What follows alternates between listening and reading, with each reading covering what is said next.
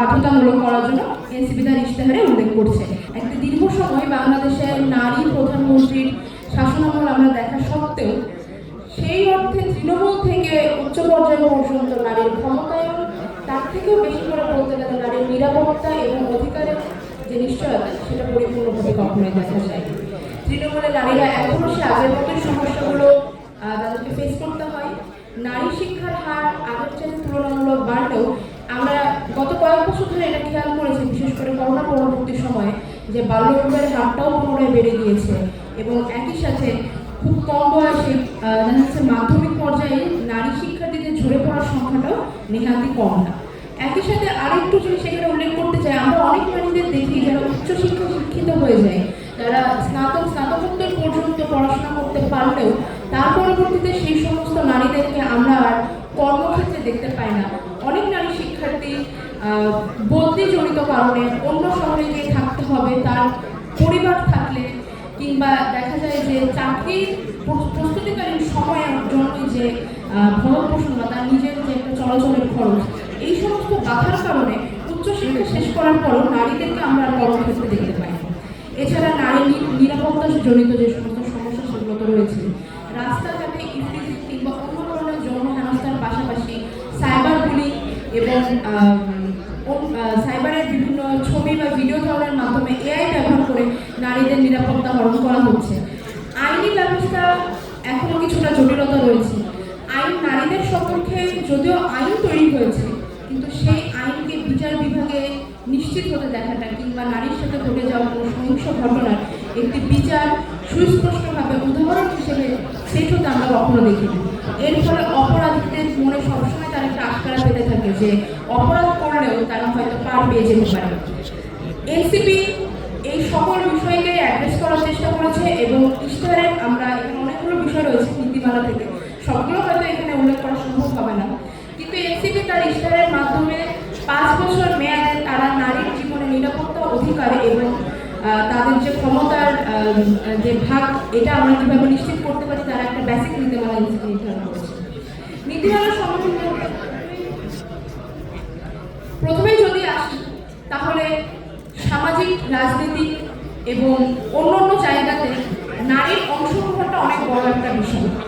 সংসদে আমরা দীর্ঘদিন দেখেছি যে 50টি সংরক্ষিত আসনের নামে নারী রাজনীতিবিদদের রাজনীতি করার জায়গাটাকে সংকীর্ণ করে তোলা হয়েছে। আমরা এখানে এটা বারবার এভাবেই নারী রাজনীতিবিদদের ছোট করার মতো যে এরকম সংরক্ষিত আসনে অনির্বাচিত এমপি, এবং এর ফলে আমরা দেখেছি সংরক্ষিত আসনের দোহাই দিয়ে রাজনৈতিক দলগুলো পর্যাপ্ত পরিমাণে কখনোই নারীদেরকে নমিনেশন দিত না এবং নারী রাজনীতিবিদদের উঠে আসা সত্যিকার অর্থে রাজনৈতিক গ্রুমিং যে আমরা যেটা বলি সেই রাজনৈতিক চর্চার পথটাকে সংকীর্ণ করে দেওয়া। এনসিপি পরিষ্কার করে বলতে চাই, নিম্নপক্ষে সংরক্ষিত আসনে নারী প্রতিনিধিদের সরাসরি নির্বাচন এনসিপি চাচ্ছে, কারণ নির্বাচিত হয়ে আসলে নারী প্রতিনিধিরাও তাদের রাজনৈতিক চর্চাটা বজায় রাখতে পারবে এবং এর ফলে ধীরে ধীরে যদি সমাজে নারী রাজনীতিবিদরা একটি সমান এবং ন্যায্য অবস্থানে চলে আসতে পারে, তাহলে এই 100টি সংরক্ষিত আসনের সংখ্যাটাও ধীরে ধীরে কমিয়ে আনা হবে।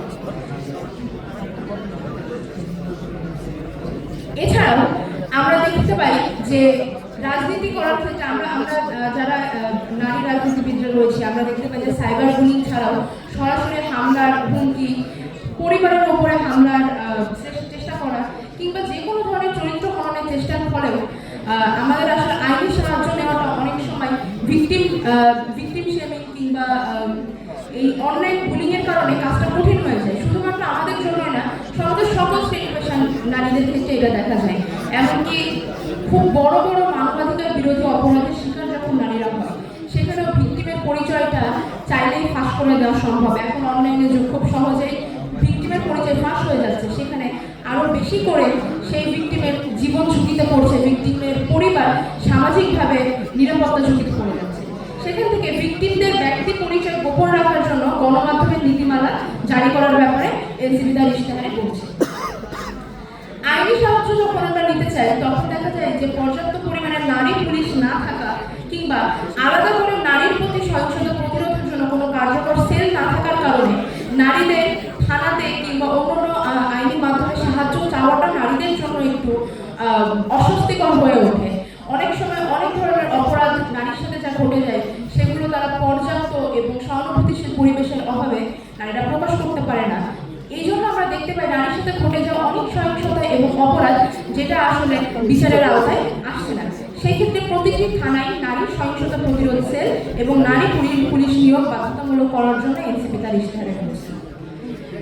আমরা দেখতে পাই যে মাতৃত্ব এবং পরিবার সামলানোর মতো কিছু বেসিক দায়িত্বর কারণে নারীরা কিছু কিছু সময় তাদের কর্মক্ষেত্র থেকে সরে যেতে বাধ্য হয়, কিংবা কর্মক্ষেত্র এবং পরিবার দুটো একসাথে সামলাতে গিয়ে শিশু স্বাস্থ্যের পক্ষে কোনো ধরনের ঝুঁকি আসতে পারে এবং মা এবং শিশু দুইজনেরই স্বাস্থ্যের জন্য একটি ঝুঁকিকর পরিবেশ তৈরি হয়। কারণ আমরা জানি যে শিশু তার জন্মের বেশ কিছুটা সময় মায়ের সান্নিধ্য তার জন্য অনেক বেশি জরুরি এবং একটি নারীরও গর্ভধারণ এবং সন্তান জন্মদানের পর কর্মক্ষেত্রে পুনরায় ফিরে আসাটা সবকিছুর সামনে ভীষণ চ্যালেঞ্জিং একটা বিষয়।